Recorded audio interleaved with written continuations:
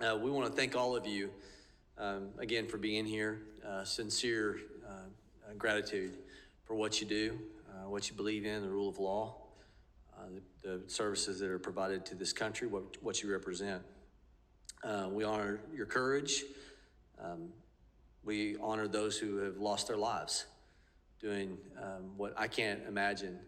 You know, it's one thing to leave your family for extended periods of time. It's another thing to leave your family knowing when you walk out that door whether or not that day's circumstances would allow you to re-enter that family dynamic.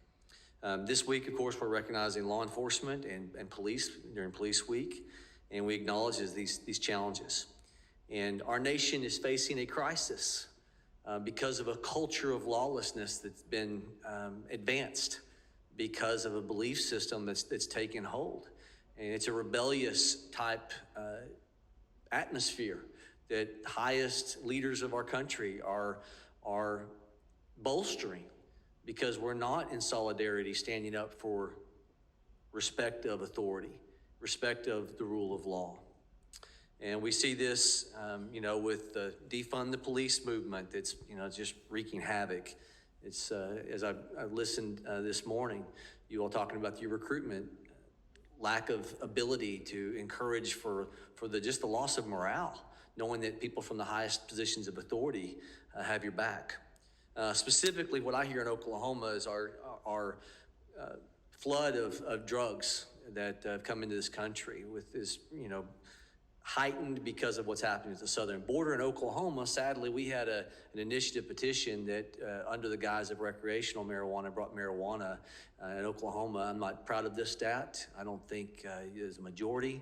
You will find there's pride in this of Oklahomans, but we export more marijuana than any other state because of this ballot initiative that came in. And it's the tie then for the cartel seizing upon that and sending drugs into our state. So let me do this. For Sheriff Chapman and President Bullock, how has this problem of drugs flowing in affected you and what you're seeing?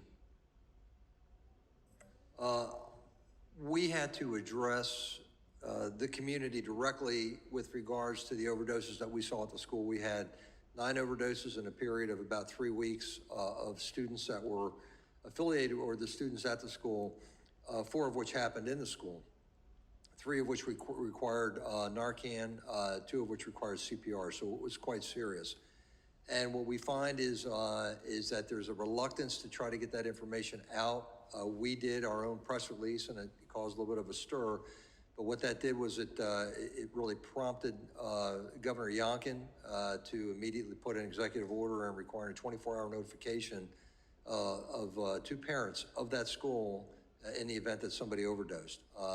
That was then later put forward as legislation, and it didn't really pass the way it should have passed with the 24-hour notification, which was actually taken out, which was the whole purpose of the bill. But it does impact us in the sense that, as I mentioned earlier, we're seeing younger people doing this. We want to protect our children. We want to make sure we got a safe community.